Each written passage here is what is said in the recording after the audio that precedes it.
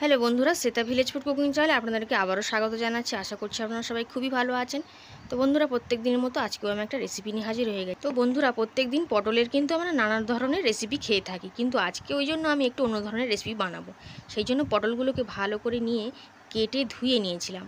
কাটবার পর কিন্তু ধোয়া যাবে না, আর এইরকম সরু সরু করে কেটে নিয়েছি। আপনারা ছুরি বা বটি দিয়েও কেটে নিতে পারেন। আর এই শেষের দিকটা কিন্তু কাটা যাবে না, একটু যতটা পাতলা করে এরকমভাবে কেটে নিতে হবে, সরু সরু করে চিড়ে নিতে হবে। আর পটলগুলোকে প্রথমে কিন্তু হাফ করে নিতে হবে।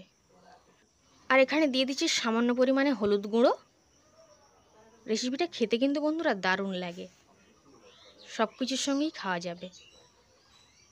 দিয়ে দিচ্ছি সামান্য লঙ্কার গুঁড়ো, ঝালটা আপনারা বুঝেই দেবেন। আর দিয়ে দিচ্ছি সামান্য লবণ। এবারে হাত দিয়ে খুব ভালো করে সব কিছুকে মিশিয়ে নিচ্ছি। রেসিপিটা বন্ধুরা 15 থেকে 20 মিনিটের মধ্যেই আপনারা বানিয়ে ফেলতে পারবেন। তো দেখুন, এরকমভাবে লবণ হলুদটা মাখিয়ে রেখে দিয়েছি। এখন একটা বাটি নিয়ে নিয়েছি, আর এতে 150 মতন বেসন দিয়ে দিলাম। আর দিয়ে দিচ্ছি 2 চামচ পরিমাণে কর্নফ্লাওয়ার। এর জায়গায় আপনারা চালের গুঁড়ো দিতে পারেন, তাহলে কিন্তু বেশ মুচমুচে হবে। আর দিয়ে দিচ্ছি 2 চামচ মতন ময়দা। পটলের এই রেসিপিটা খেতে যতটা সুন্দর হয় বন্ধুরা, বানানো কিন্তু অতটাই সহজ। এখন এতেও কিন্তু আমি সামান্য হলুদ গুঁড়ো দিয়ে দেব। আর দিয়ে দেবো সামান্য লঙ্কার গুঁড়ো।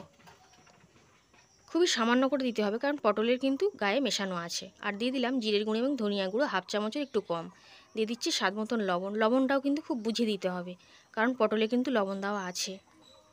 এবার সব কিছু উপকরণকে একসাথে খুব ভালো করে মিশিয়ে নিচ্ছি।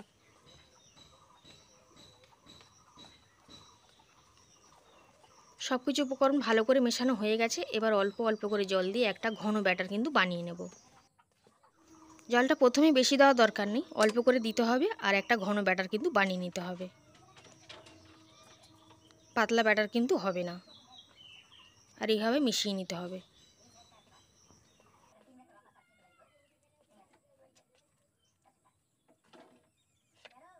আবার আমি অল্প কিছুটা জল দিয়ে দিয়েছি, দিয়ে আবারও ভালো করে মিশিয়ে নিচ্ছি চামচ দিয়ে।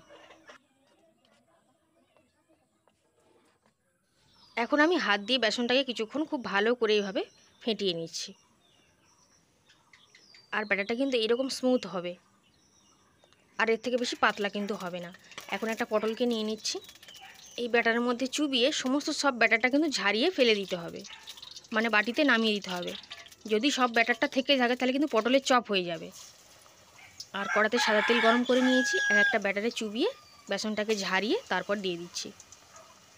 বেসন কিন্তু এর গায়ে খুব একটা থাকা যাবে না, ঝারিয়ে নিতে হবে বেসনটাকে। আর ভাজতেও বেশি সময় প্রয়োজন পড়বে না, 3 থেকে 4 মিনিটের মধ্যেই কিন্তু ভাজা হয়ে যাবে। তো উল্টে পাল্টে লাল লাল করে ভেজে নেব। খেতেও ভীষণ মুচমুচে হয়, মুড়ি দিয়েও খাওয়া যায়। নিরামিষ দিন আমিষ দিন যে কোনো দিনই আপনারা ভাতের সঙ্গেও ডাল দিয়ে খেতে পারবেন, তখনও কিন্তু খেতে ভালো লাগে। পটলের এই রেসিপিটা একবার হলেও আপনারা বাড়িতে বানিয়ে দেখতে পারেন। তো এই ব্যাচেরটা ভাজা হয়ে গেছে, তো আমি তুলে নিচ্ছি। এখন আমি পরের ব্যাচেরগুলো ভেজে নেব। ঠিক একই রকমভাবে একটা পটলকে ওভাবে ব্যাটারের মধ্যে চুবিয়ে নিচ্ছি। আর সমস্ত সব ব্যাটারটাকেই কিন্তু ঝারিয়ে নিতে হবে। তারপর কিন্তু তেলের উপরে দিয়ে দেবো একটা একটা করে। সবগুলোকে একসঙ্গে দিয়ে আগের মতন লাল লাল করে ভেজে তুলে নেব। বানানো একেবারেই সহজ, খেতেও দারুণ লাগে। আপনারা কিন্তু বাড়িতে বানিয়ে দেখতে পারেন, যে কোনো দিনেই যে কোনো সময় বানাতে পারবেন। আর এখন তো বর্ষাকাল এসে যাচ্ছে, বিকালের দিকে এগুলো ভাজলে মুড়ি দিয়ে খেতে বা চায়ের সঙ্গে দারুণ লাগবে। দেখুন, এই ব্যাচটাও কিন্তু উল্টে পাল্টে আমি লাল লাল করে ভেজে নিয়েছি। একটু লাল করেই ভাজতে হবে, খুবই মুচমুচে হয়, খুবই সুন্দর খেতে হয়।